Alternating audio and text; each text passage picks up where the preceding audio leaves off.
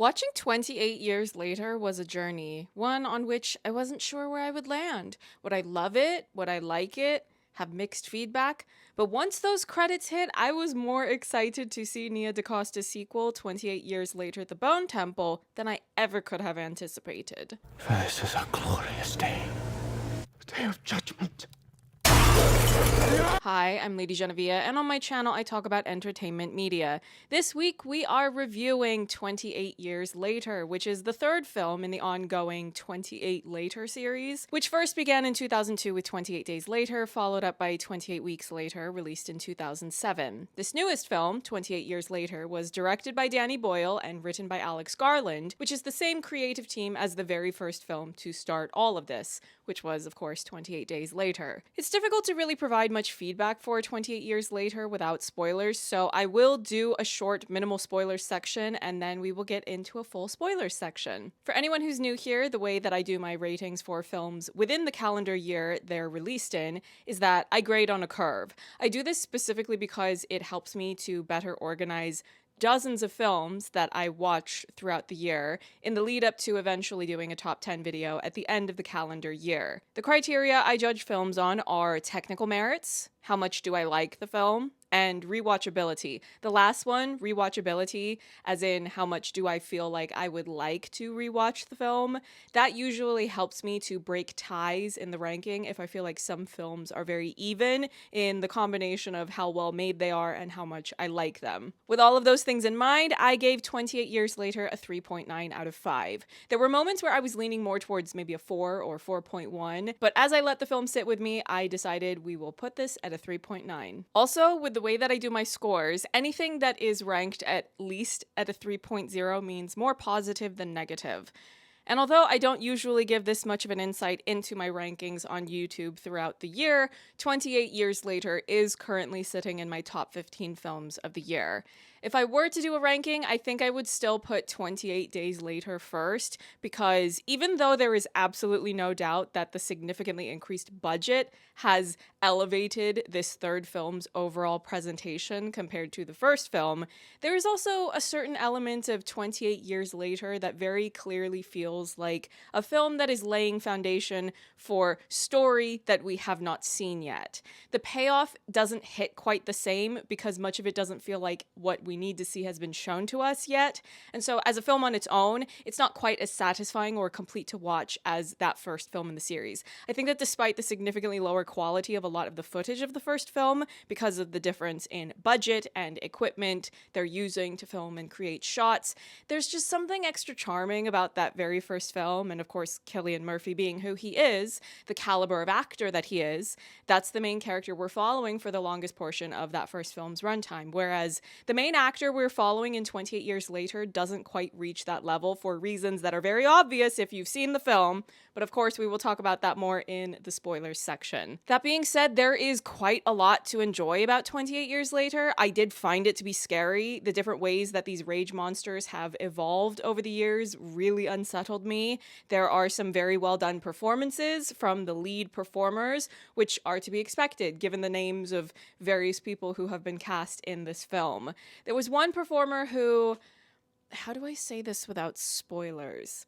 I would have preferred that their material was slightly different. I wanted to see them get to do more than what they were given, but they are so skilled at acting that they still gave a beautiful performance, so I can't really knock them for that. I'm really trying to keep things vague here before we get into spoilers. All things said though, I think this is one of the overall best made horror films of the year thus far that I've seen, particularly considering how much larger of a budget this was given compared to a lot of horror films that are greenlit nowadays. It had the opportunity to achieve a scale in terms of how the film looks, the caliber of actors they were able to afford to hire, and the ending in particular, don't worry, I'm still staying vague. The ending of this film made me so ridiculously excited to see Nia DaCosta's film. She is directing the sequel to this, which is 28 Years Later, The Bone Temple. Listen, if you haven't seen Nia's film The Candyman, which is the 2021 remake, it was so beautifully put together, visually, narratively, the acting. It was just greatness across all of the categories. There were some performers that it seemed as though you might feel like you didn't see as much as you would have liked to see in 28 years later, but I would assume that some of those people will be appearing in the sequel, so you can follow more of what's going on with their character and achieve something that feels a bit more like a complete arc. Now, all of what I've said seems vague enough to leave there, so I would like to say that if you enjoy horror, or if you are a fan of the acting skills of any of the recognizable names in the cast, I would say that you should give this film a chance. Also, if you are a fan of Nia DaCosta, I would say to watch this film so that you can get ready to watch the sequel, which is currently scheduled to be coming out in January of 2026. If they would let me pre-order the ticket now, I might have to do it. That's how excited I am. Nia, I just know you're going to devour. I am so ready to watch you work and serve us horror excellence once again. Dog in the war.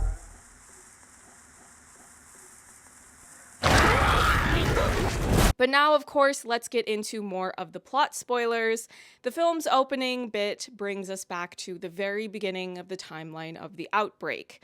In the Scottish Highlands, a young boy named Jimmy runs away from his house after everyone in his family is attacked and or infected. He runs away to the church where his father is, and his father works as a vicar. I got confused at first because I can't quite keep track of all of those different religions and their occupations. I couldn't remember if this was one of the ones where those men are not supposed to get married or have children. So I did have that brief second of going, wait, how would he be this child's father? But I got over that very quickly because there was a lot going on. There was this outbreak unfolding. So this father thinks that the outbreak is the rapture, so he isn't as upset as he should be. He gives his son Jimmy a crucifix necklace and tells him to run. So Jimmy is able to run and hide while the church is broken into by infected, who also infect Jimmy's father, while Jimmy survives. Now, when they jumped ahead to 28 years later, as the title states, we're introduced to a family. You have Jamie, the father, that's Aaron Taylor Johnson, Jamie's son Spike, who is 12 years old, and Jamie's wife Isla, played by the Jodie Comer, who is sick and basically spends all day, every day in bed. She's shown to be struggling cognitively, though they don't tell you for a while what it is that she's sick with. A couple of things about each of these characters before we go further into the story. They all have northern accents, which are different from the Scottish accents we heard in the film's opening, but part of me did briefly wonder if Jimmy was Jamie when they were getting introduced, because the names aren't that different, and in theory, if that young boy from the opening was displaced from his home at a young age, his accent could have changed. The son, Spike, what they didn't reveal in the marketing is that he's actually the main character of this film. There are long stretches where you don't see as much of one of his parents. The first third, or perhaps the first half of the film, you see him more with his father, and then the second half of the film is him with his mother. I don't know how I feel about this because I don't find him as convincing, but he's also a child, and I do not expect a child to have the same level of acting skills as Killian, shall I sing a rebel song, Murphy. So I don't know what else to say. Shall I sing a rebel song?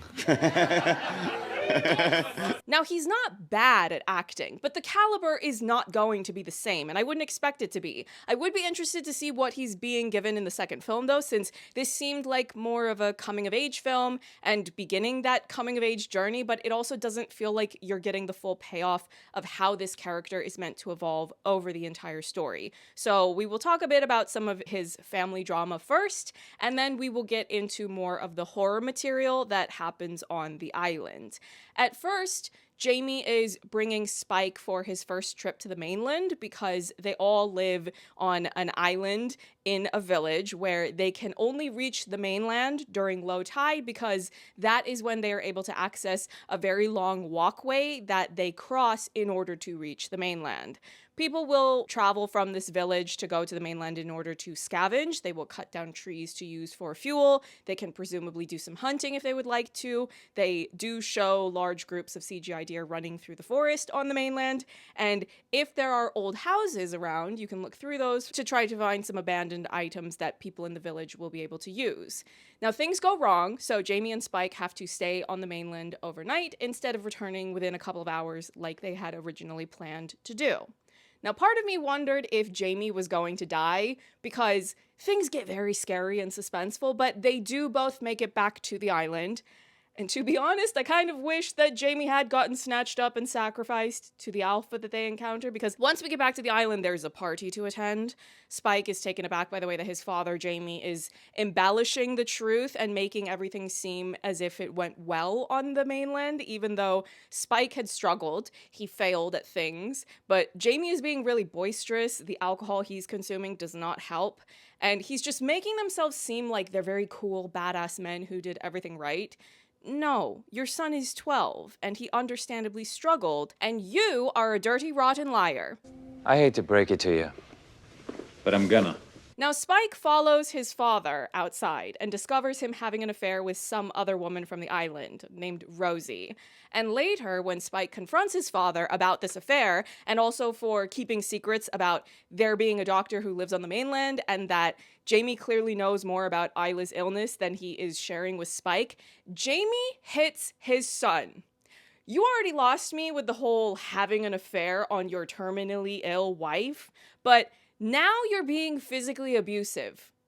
I need Jamie to die, and I'm irked that he survived this film. Now, to be clear, as far as reviews go, Aaron acted the hell out of his role, and I would expect nothing less from him. He gave one of the best performances in Nosferatu out of the human characters. But do I like Jamie as a character? Oh, absolutely not. I am assuming that he will die in the second film, though. He will either be killed by the cult, or he will sacrifice himself to save Spike, something like that. But I don't care, even if the narrative tries to redeem him or make him sympathetic again. If I have to make a prediction, I don't think I'm going to care. So I'm predicting for now that I will celebrate his death when it happens. His death is reparations. It's karma. It's time for the urn. I seek justice. Denied. You don't see him for most of the second half of the film because Spike sets a fire to lure away the people who guard the gate so that he can bring his mother Isla to sneak off to the mainland so that he can try to get her some medical help. Now, I will share more thoughts on that part of the story, but I want to first talk about some of the details of the horrors that are on the island. When Spike and Jamie go to the island and they revealed the rage monsters again, you see a couple of new forms of them, and these things really freak me out. Not that they weren't scary before, but it's simply a new form of being scary. There are ones that can crawl, and even though they're slow moving, they can still sneak up on you, so if you're not paying attention or if you fall asleep, they lend themselves to very scary sequences that rely on a lot of suspense. Then you also have alphas, which are rage monsters that have evolved to be larger, faster, and smarter than the other rage monsters. These are terrifying. Any and every sequence where they're chasing after characters we care about, or even when they're first introducing the concept of the alpha and you see one of them just standing for hours and hours in the same spot because he's waiting for Jamie and Spike to emerge from their hiding place, that was also terrifying. Now, how is that fair? You're scary when you're running, and you're also terrifying while standing still. I'm definitely going to need these to be put into conversation of the larger horror iconography for monsters. I think they've earned their spot there. Also, the way that they would edit these flashes of the monsters all drenched in red lighting, part of me is curious about if that's foreshadowing more that's going to be revealed of them in the second film.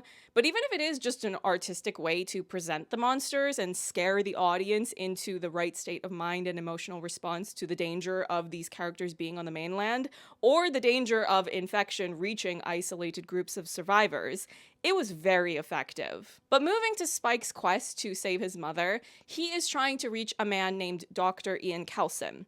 Spike found out about this person from his grandfather because while he and his father were on the island, Spike had seen a fire in the distance, and Jamie reacted negatively to the idea of going towards that fire. So Spike, being an inquisitive child, asks his grandfather, who reveals to him that that's Dr. Kelson, who used to be his doctor before the outbreak. When Spike asks Jamie about Dr. Nelson, Jamie tells this story about some of the scavengers being on the mainland and finding Dr. with many dead bodies laid out in a field, and he was burning them and waved this group of scavengers over to invite them to talk to him, but they were all too scared, so they didn't go anywhere near him. Now, eventually, Spike and Isla reach Dr. Kelson, but before that, they have an encounter with a Swedish NATO soldier named Eric. And when I tell you, I thought that my hatred quota had already been used up on Jamie, all of a sudden, I found more hatred available to bestow upon this insufferable man. First of all, NATO does not need to be in this story, even in a brief capacity. Gotta stop mythologizing the police, for Christ's sake. Come on. The character himself, he's insufferable. He saves Spike and Isla, but again, in the larger design of the story, you could have easily reworked it to not include this character while they're on their journey to reach Dr. Kelson. You didn't have to get cops involved. They encounter a pregnant infected woman and save her baby, who is not infected, and Eric shoots that woman after she's given birth, and then he starts screaming at Spike and Isla, demanding to be able to unload a clip on the baby too, and if they won't let him, he's going to get them too. I mean, does that sound like NATO? Yes, but still, I just don't like him being there, and I'm glad that the Alpha got him. It added nothing to the story, just a headache. I don't fully know how I feel about this subplot involving the baby, because it doesn't feel like it's fully played out yet and shown what the larger intention of it is. The idea that an infected could give birth to an uninfected baby could add some interesting lore, as well as have larger implications for the future of humankind on these islands or other survivor groups. But again, I don't feel as though we got to fully see that play out yet, so I have not finalized my opinion on that storyline. But now I want to talk about Isla.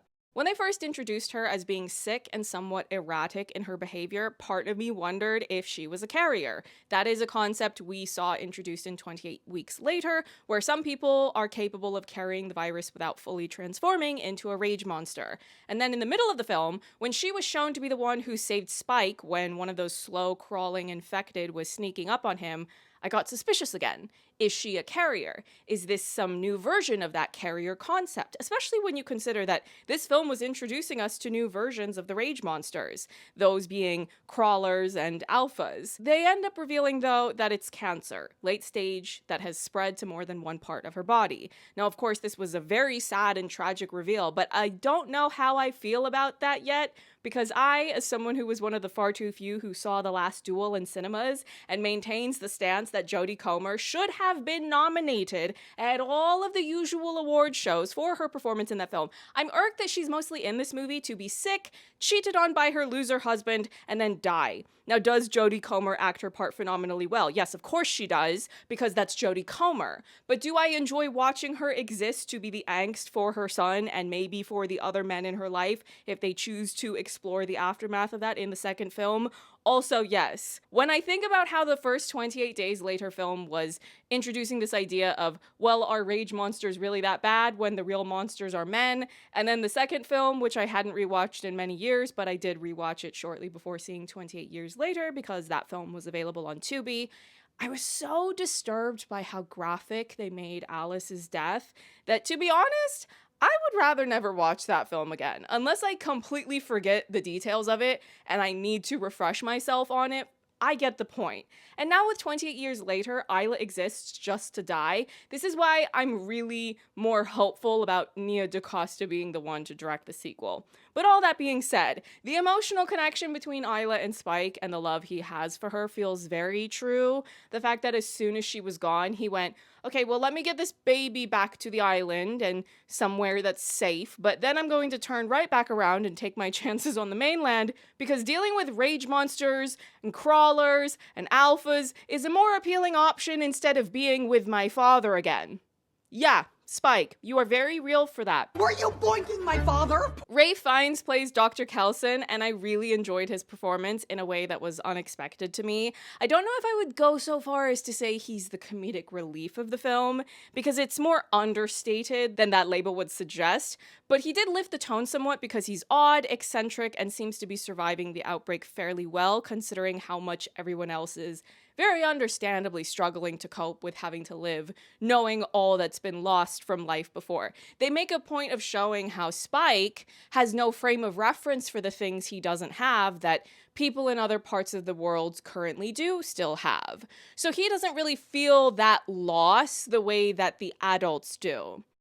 But with Dr. Kelson, he's peculiar, but he's polite. He's got a bit of a sense of humor. He's just got a very different vibe than most of the people we meet in this universe. I am hoping that we will see him again in the second film, even if it's in a somewhat smaller capacity like he was in this film. But I just feel like I would like to unpack more of what he's doing, his giant art piece that he's building in the woods during an apocalypse. With your gift and your talent and your vision, are you kidding? And now I want to talk about the film's ending, because this review is already much longer than what seems to be the standard for opening weekend reviews on YouTube movie channels. So Spike has decided to go off on his own on the mainland after having dropped the baby, whom he named Isla, off at the gate with a note to Jamie. So Jamie tried to run off after reading it and go to the mainland, but the tide was too high, so any further attempts to go looking for Spike were going to have to wait. And I would guess that he went looking as soon as he was able to, but it's also the end of the movie, so they're not showing that to us.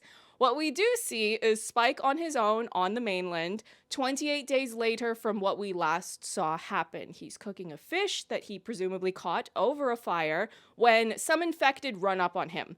He shoots some with arrows, but then he runs away, and who should appear but Remick himself, Mr. Jack, I don't regard myself as a Brit, O'Connell. So good luck, England, or as we say in Ireland, Chucky our law. Now, I had seen that he was supposed to be in this movie, but I wasn't really going through a checklist while I was watching and saying, well, who have we not seen yet?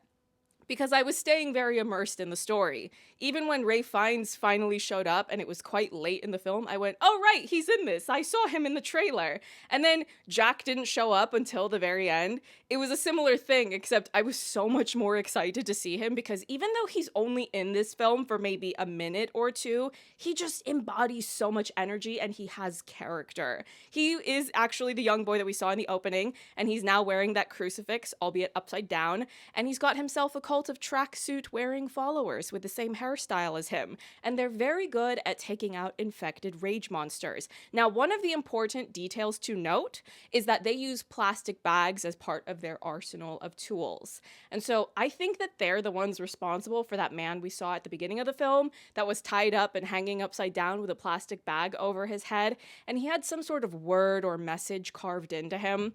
I think they're going to do that to Jamie in the second film. Perhaps Jamie will catch up to them while he is looking for his son, and for whatever reason, that becomes his fate. I know that I can count on Jack O'Connell to serve drama, entertainment, and energy. The fact that they've set him up to be a massive player with so much presence in the story for the sequel, and you have Nia DaCosta directing it, whom I've already said more than once is a fantastic director. Yes, of course I'm excited. I like the idea of this group that we're being introduced to being funny but also very scary, and through Alfie's perspective, we will get to learn more about them. Not only that, but Cillian Murphy is also supposed to be making his return as Jim in the next film. I hope they will explain more about the name choices in the sequel, because Cillian is named Jim because that's what his name was in the first film. But then they've also named Jack O'Connell's character Jimmy, and his cult members are called Jimmies, with various versions of that name as their new first names.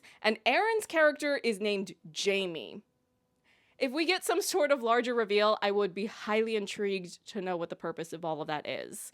Overall, this is a solid entry into this still ongoing series. It's scary. It has really compelling emotional drama in the family at the center of things. If I was only judging the film on its own, I might have said it feels slightly incomplete, but because they filmed this back-to-back with the sequel, I'm not all that concerned about it at the moment anyway. Quite the contrary, I have more anticipation for the sequel than I did for this one, which is saying something because I was very interested in seeing 28 Years Later because the trailer didn't give too much away, but it was very effective in creating a specific atmosphere, tension, and intrigue, and there was even dread of what was to come, but in a good way that suits the story and genre. Nia DaCosta, I am counting on you to deliver the standard we have already seen that you're capable of.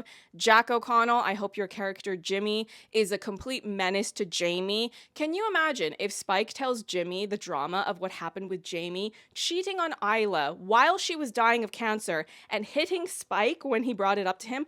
Ooh, I hope that Jimmy gives Jamie the day he deserves. Bring on the Bone Temple. Let's go.